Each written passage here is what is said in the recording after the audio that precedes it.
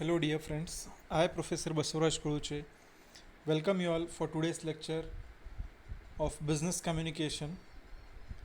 In previous class we have discussed about the meaning and advantages of written communication. The next step or the next content of your first module is writing process.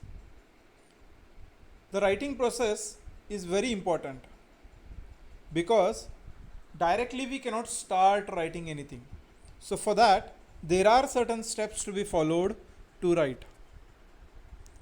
Just imagine you are in classroom and suddenly if I come in the classroom and I have assigned you something, directly I come and ask you to write that. It becomes very difficult to you all to write immediately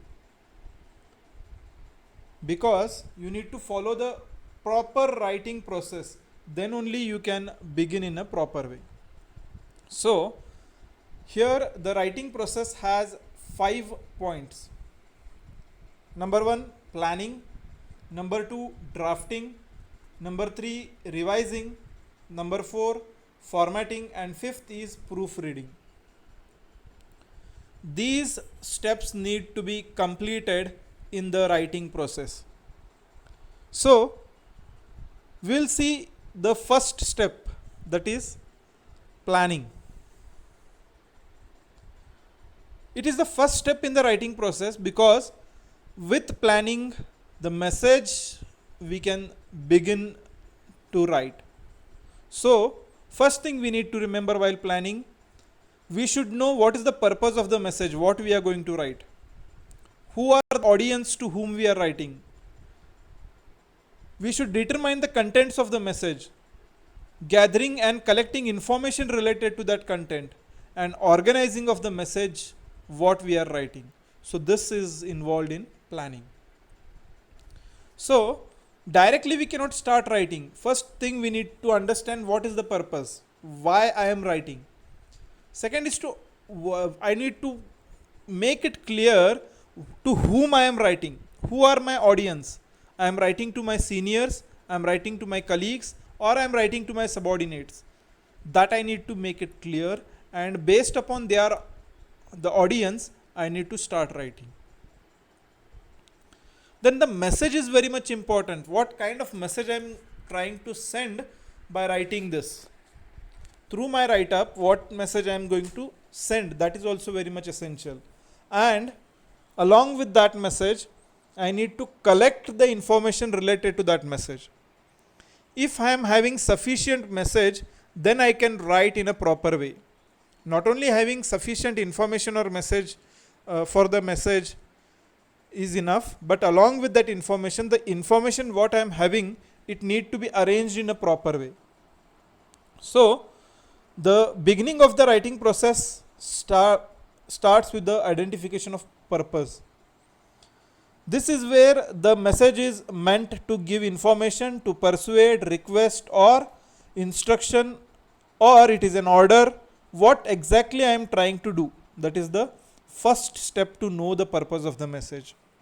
After knowing the purpose, the next step of planning is to writing is to analyze the audience. That is to determine who will be reading the message. What is one's relation with the audience, and how is the audience expected to react to that message. The contents what I am writing, after reading that, the audience how they will react, that is also we need to think. So the content, organization, and the message depends upon these factors, like who will be the audience. The message, the tone of the message, that is the degree of formality of the message, is affected by the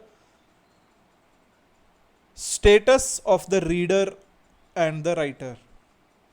Suppose if I am writing to my boss or to my to my senior, at that point of time the message will be something different. On the same hand, if I am writing to my subordinate, it would be an order type message. So the relationship with the audience is very much important. And then the formalities in that message, if I am writing to the senior person, I need to say give it in a respective words, respected sir and all. So all these things will be there. So the process involved in writing starts with the planning of the writing, because the planning process is the organization of the message, that is deciding what goes where in the message, use the direct approach, which involves say presenting the major ideas first of all, whatever things the news I am going to send, other things, all these things I need to say find out. So these four steps in planning we need to remember, that is knowing the purpose of the message, knowing the audience to whom I am writing, determining the contents of the message, gathering the collected information, and organizing that message in a proper way. Then we can begin with the writing part. So this is the first step of planning, because without planning we cannot move ahead in writing process. Then second is drafting.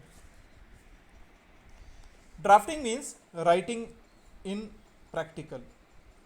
Once you have the information and plan to organize the information, start writing. That is, compose the first version of the message. In the first draft, we should not pay much attention to the style or format of the message. Concentrate, we should concentrate more on the content part of the message. Just we should put our ideas in written on the paper. We should remember that in this is not possible to have a perfect message in the first draft itself. In first draft we need to concentrate more on the message, the style, the formatting, errors, all those things we shall see in next step. But in first step is we should keep on writing, or we should start drafting the message. So that is what related to drafting. The next is revising.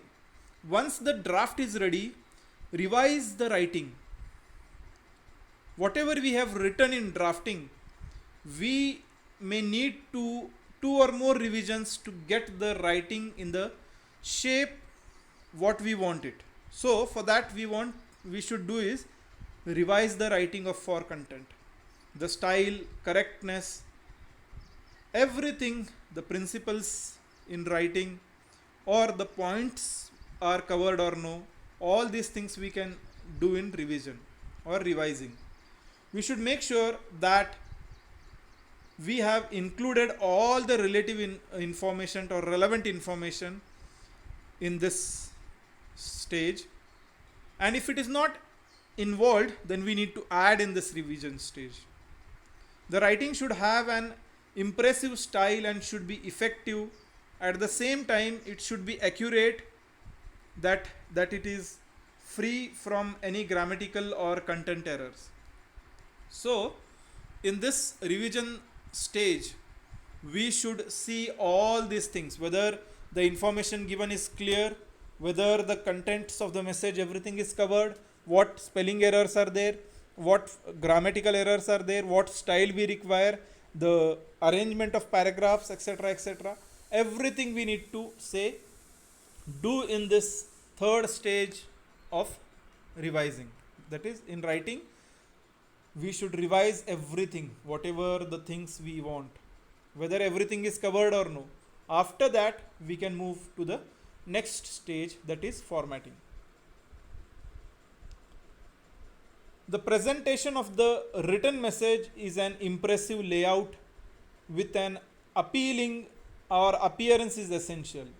Some documents we need to follow a standard format, or the formatting helps the reader to find certain information in a particular position. It gives a clear, visual, appealing look to the document.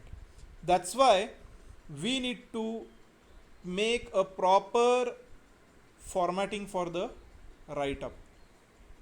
The paragraphs, the alignment, If tables require the tables, if charts require the charts, all these things we need to prepare and give a finishing touch to the write up. That is what in formatting step we need to be clear, we need to have a complete information, we need to have a say final touch for the write up what we are supposed to say, uh, send the message. After we have completed the formatting stage, we need to do proofreading. This is the final step in the writing steps. This is the last opportunity to the writer, or the writer has to make any changes to the message before it passes on the readers. Proofreading ensures the accuracy of the communication. The message must be proofread for contents, the typographical and the format errors. Everything we need to check: grammar, then the write up, message, spelling mistakes, everything we need to check whether the format errors are there. All these things we should check in the proofreading. This step plays a very important role because we are just ready to trigger the final message. So before triggering it, we need to check the errors. Especially the topographical errors include the spelling, the punctuation mistakes, a word, a line, or a complete paragraph being missed out while say typing or writing, then duplication of words, typing figures or words, or errors in the typing of the figures and words, then using the proper words in the place.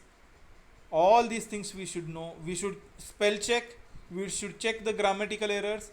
All these errors we need to do in the we need to rectify or find out in the proofreading. After doing this proofreading, again we need to format, we need to change. Before the message is triggered, we need to change all these things, and then we are supposed to trigger it. Okay, so this is the process, or this is the writing process which we need to follow. So these are the 5 steps in writing process which we need to remember. A separate question may come on each of these points.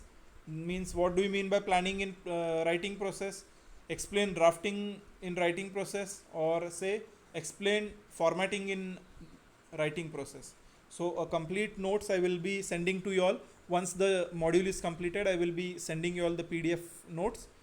But remember, listen carefully. If you necessarily feel some examples or some things while I am speaking are important, you all can note it down. You all can write down those points for your further reference and move ahead. Now we shall see the next part, that is purpose of a writing. The purpose of a writing skill is to great, or it is having a wide aspects in the communication, because the writing process is very important in official communications. The first purpose of writing is, the purpose of writing skill is to back up and support a verbal message or to replace a verbal message. You all might have seen, just before announcement of lockdown, our CM Yediyurappa ji, he announced the lockdown, but after announcement, by evening the written order from the principal secretary came, because the verbal order was replaced by a written order.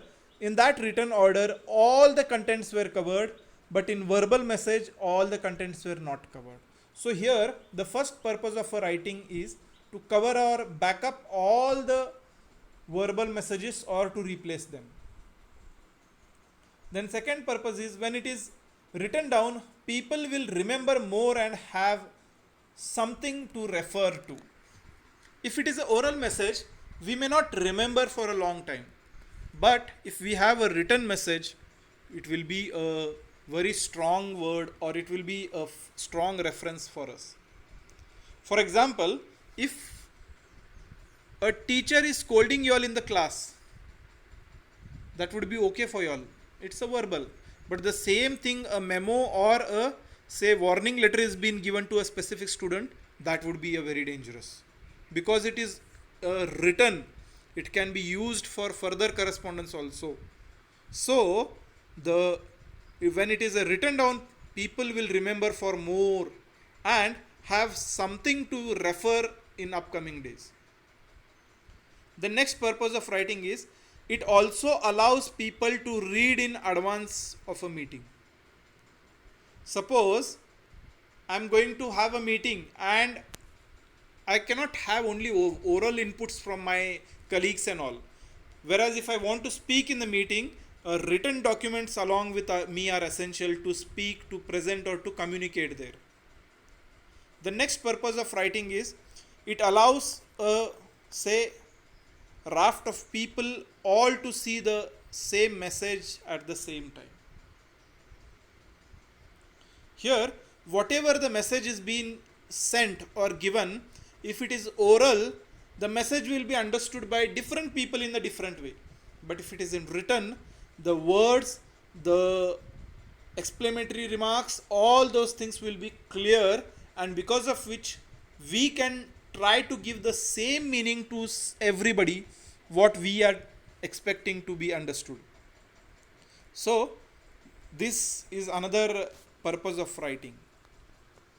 The next purpose of writing is it will allow to present a detailed business cases. Especially in business and other areas, only oral project presentation will not happen. You need to have a written plan of the business. What would be the budget in this? What are the steps to be taken? Everything, if it is in written, then the message will be very clear. Then the next purpose of writing is it allows people to take your information away with them for later reference. If it is a just oral message, people will listen and leave. But if it is a written message, then they will carry along with them for a long time, and the same message can be referred further, or it can be referred for the upcoming days for progress or to review. So it can be carried away by them. Next, it creates a keepsake. Keepsake means the information whatever we are giving, it will be preserved by them. The next purpose is it expresses emotions.